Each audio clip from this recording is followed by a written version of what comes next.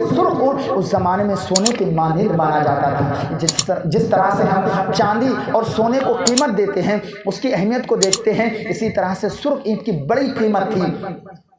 تو وہ شخص کہتا ہے، مکان کا مالک کہتا ہے، اے شخص سن، اے صعصع بن ناجیہ، میں تجھے ایسے نہیں جانے دوں گا جب تک یہ سرخ اونٹ تو مجھے نہیں دے گا، اس وقت تک میں تجھے جانے نہیں دوں گا۔ صعصع بن ناجیہ کہتے ہیں، بچے کی جان بچانا تھی، وہ تو جلاد تھا، وہ تو اس کو مارنا چاہتا تھا، میں نے ترس کھا کر کے وہ تینوں اونٹ اس کو دے دیے اور بچے کو سینے سے لگایا، لانے کے بعد گھر لایا اور میں نے اس کی اچھی سے پرورش کی اور اسے اچھی تربیت دی۔ یا رسول اللہ، تو جہاں بھی بچیوں پر ظلم ہوتا میں چلا جاتا، میں بستی بستی گھومتا، قریہ قریہ گھومتا، شہر شہر چکر لگاتا۔ یا رسول اللہ، میں دیکھتا جہاں بھی بچیوں پر ظلم ہوتا، جہاں بھی ان پر تشدد کے پہاڑ توڑے جاتے، جہاں بھی باپ ان پر ظلم کرتا، یا رسول اللہ علیہ الصلوۃ والسلام، میں جا کر کے جو ہے محنت و مشقت سے دولت کماتا، سرمایہ کماتا، کبھی اونٹ دے کر بچیوں کو لیتا۔ یا رسول اللہ، اس طرح سے میں نے 350 بچیوں کی پرورش کی۔ یا رسول اللہ، یہ عمل اللہ کی بارگاہ میں قبول ہوا کہ نہیں؟ سرکار نے سنا کہ سرکار کی آنکھیں اشک بار ہیں، اللہ کے محبوب ارشاد فرماتے ہیں،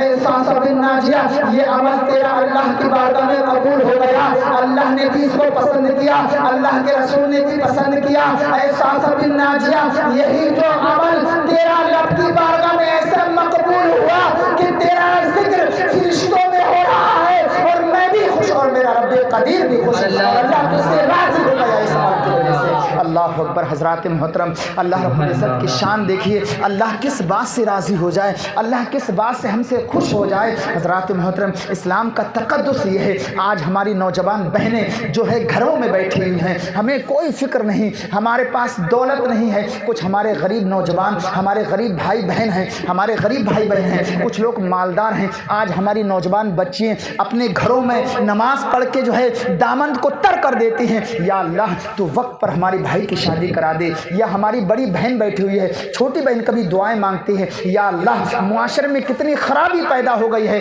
کسی بہن کی 30 سال کی عمر ہو گئی، کسی بہن کی 25 سال کی عمر ہو گئی، کوئی ماں باپ بھی اس کا جو ہے ریئیکشن نہیں لیتے، کوئی ان کے دماغ میں فکر نہیں ہے کہ ہماری بیٹی جوان ہو رہی ہے۔ اور اگر خدا کرے اگر ماں باپ کو فکر بھی ہوتی ہے، لیکن بیچارہ کیا کرے، جہیز لوگ خبیث اتنا مانگ رہے ہیں کہ ہمیں گاڑی چاہیے، ہمیں 4 ویلر چاہیے۔ بتائیے وہ غریب جو ہے باپ، وہ کہاں سے موٹر سائیکل دے گا، کہاں سے 4 ویلر دے گا؟ آج زنا عام ہو گیا ہے، لیکن جو سنت کا طریقہ تھا، اللہ اکبر، اس کو پامال کر دیا ہے۔ نہ جانے کتنی جو ہے ہماری نوجوان بہنیں اپنے گھروں میں بیٹھی ہوئی ہیں۔ اللہ اکبر، یہ درد جو ہے کتنا تکلیف دہ ہے، کتنا تکلیف دہ ہے کہ کسی کی عمر 25 سال کی ہو گئی ہے، کسی کی عمر 22 سال کی ہو گئی ہے، کسی کی عمر 30 سال کی ہو گئی ہے، لیکن حضرات محترم، اب وہی پڑوسی ہمارا جو ہے اپنی بیٹی کی شادی میں 4 ویلر دے رہا ہے، کبھی جو ہے 500 لوگوں کو بلاتا ہے بارات میں،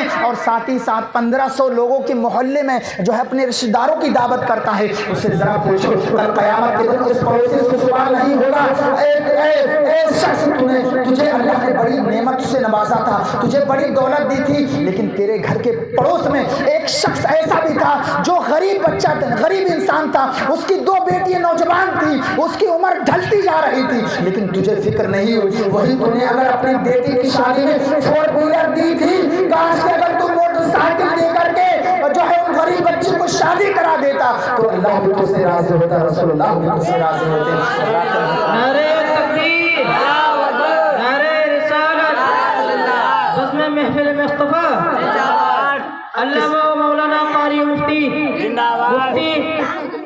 عبدالواجد صاحب قبلہ، سرکار کی آمد، دلدار کی آمد، حضور کی آمد، قرنور کی آمد، دلبر کی آمد، سرکار کی آمد، نعرہ تکبیر، نعرہ رسالت۔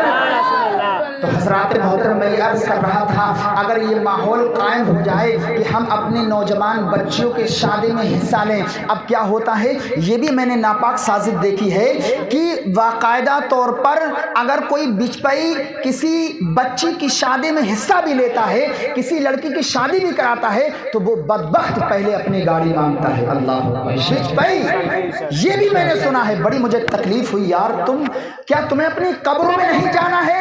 کل قیامت کے دن اگر اللہ کیا جواب دو گے؟ ارے یہ تو ہماری اور آپ کی حیثیت کیا؟ اعلیٰ حضرت کے پیر و مرشد کون؟ سید آل رسول. یہ بچے پڑھتے فرید پڑھتے ہیں وہاں. ایسے جلیل القدر اللہ کے مقدس ولی آل رسول، ایک دم ڈائریکٹ رابطہ اللہ کے حبیب سے، لیکن ہمیشہ ایک ذہن میں فکر لاحق رہتی تھی. جب حضور اعلیٰ حضرت مرید ہوئے تو آپ راز کی بات بیان کرتے ہیں کہ لوگوں میرے دل میں ایک راز چھپا ہوا تھا، بڑی دنوں سے تھا، لیکن آج اس راز کو میں فاش کر دیتا ہوں. ایک فکر لاحق رہتی تھی، آج وہ فکر تمہارے درمیان بیان کرتا ہوں. مجھے ایک فکر رہتی تھی کہ اگر میں اس دنیا سے گیا، حالانکہ ان کی زندگی ایسی تھی کہ ہر عمل مصطفیٰ کے نقش قدم پر، ساری زندگی حضور کی تعریف بیان کرتے رہے، بچوں کو طلبہ کو پڑھاتے رہے، ہر قول فعل نقش مصطفیٰ بن کر کے زندگی گزاری. لیکن حال اور خاکساری یہ، آج ہم 4 وقت کی نماز پڑھنے لگے، مارے غرور اور تکبر کے جو ہے کسی کو سلام کرنا گوارا نہیں کرتے. تھوڑی دولت آ گئی تو اپنے پڑوسی کو بھول جاتے ہیں. لیکن سید آل رسول دولت بھی بے شمار اور آپ نیک بھی بہت، لیکن خاکساری کیا؟ ان بزرگوں کی حکایت سے ہمیں یہ درس حاصل کرنا چاہیے. کہتے ہیں آخرت کی فکر رہتی کہ اگر میں دنیا سے گیا اور میرا رب مجھ سے پوچھے گا اے آل رسول تم کیا لائے ہو، تمہیں کیا جواب دوں گا؟ لیکن اے لوگوں سنو، جب سے احمد رضا مرید ہوئے ہیں اللہ نے یہ فکر دور کر دی. اگر میرا رب قدیر پوچھے گا اے سید آل رسول تم آخرت میں دنیا سے میرے لیے کیا لائے ہو، تو اب کہہ دوں گا یا میرے رب قدیر میں تیری بارگاہ میں احمد رضا کو لایا. ایسی شخصیت جن کی ہمہ وقت نمازیں، کبھی نمازیں قضا نہیں ہوتی، ہر وقت زبان اللہ کے ذکر سے تر رہتی، ان کا یہ حال تھا. لیکن ہمارا آپ کا حال کیا ہے؟ ہم نمازیں صحیح سے پڑھتے نہیں. حضرت نے کتنی پیاری دعا کہی، کتنی پیارا بیان کیا. ہمیں دعا مانگنے کا سلیقہ نہیں. ہم اگر دعا مانگتے ہیں تو ہمارا دھیان کہیں اور رہتا ہے، اور ہم پھر رب کی بارگاہ میں دعا مانگتے ہیں، جب قبول نہیں ہوتی تو شکایت کرتے ہیں کہ اللہ ہماری سنتا کب ہے. ارے یار اللہ تو اپنے بندے پر 70 ماؤں سے زیادہ ایک ماں کی محبت کا اندازہ نہیں لگا سکتے تم، تو 70 ماؤں کی محبت کا اندازہ کیا لگاؤ گے؟ اللہ رب العزت جل وجلہ تو اپنے ماں باپ سے بھی کہیں گنا زیادہ بڑھ کر 70 ماؤں سے بھی زیادہ رب قدیر اپنے بندے سے محبت کرتا ہے. ہر دن صبح صادق کے وقت کہتا ہے اے میری بندے مانگ کیا مانگتا ہے؟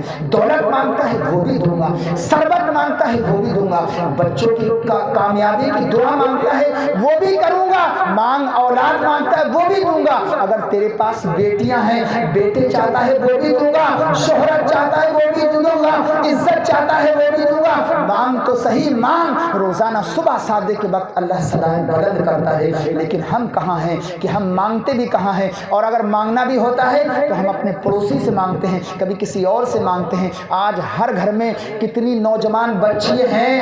اے بندے اگر تیرے پاس دولت نہیں ہے، مصلی بچھا کے حضور کا سنت جو طریقہ تھا اس کو اپنا، آج ہم نے مصطفیٰ کے طریقے کو چھوڑ دیا ہے. اگر کوئی پریشانی میں مبتلا ہوتے بھی ہیں تو ہم مصطفیٰ کے طریقے پر نہیں مانگتے ہیں. ہمارے آقا علیہ الصلوۃ والسلام اللہ کے نبی ہو کر کے پوری دنیا ان کے مٹھی میں تھی، لیکن پھر بھی 2 رکعت نفل نماز پڑھ کے رب کی بارگاہ میں دعا کرتے تھے یا اللہ یہ پریشانی دور کر دے. اگر وہی طریقہ ہم اپنائیں، اے میرے مالک ہم پریشان ہیں، ہماری جوان بیٹیاں ہیں، کوئی اسباب نہیں ہے، اب جہیز بھی دینا ہے، ماحول بہت خراب ہے، گندا ہے، یا اللہ ہمارے پاس اسباب نہیں ہے، 2 رکعت نفل نماز پڑھ کے ہر دن دعا مانگو یا اللہ ہماری غریب بچیوں کی جو ہے نوجوان بچیوں کی شادی کرا دے. ہم کہتے ہیں انشاءاللہ یہ فکر بھی ماں باپ سے دور ہو جائے گی اور یہ فتنہ بھی دور ہو جائے گا کہ آج ہماری نوجوان بچی ہے، اب جو ہے ہر ماں باپ اس کو پال پوس کے بڑا کرتا ہے، بڑا کرنے کے بعد 10-12 سال 15 سال تک اسکول کالج کے جو ہے چکر لگاتا، اس کے بعد پھر اس کے تقدس کی حفاظت کرتا ہے. کہیں میری بیٹی جو ہے کہیں گندو کاموں میں نہ مصروف ہو جائے، جو ہے کہیں اس کی جو ہے تربیت کہیں غلط نہ ہو جائے، کہیں غلط کاموں نہ پڑ جائے. اب ہمیشہ باپ جو ہے 2 فکروں میں رہتا ہے، ایک تو یہ کہ اس کے عزت کی تقدس کی فکر میں رہتا ہے، اور دوسرا یہ کہ اس کی جلد سے جلد شادی ہو جائے اس کی فکر میں رہتا ہے. لیکن میری نوجوان بہنوں ذرا آپ یہ بھی سوچو، تمہارا باپ تمہاری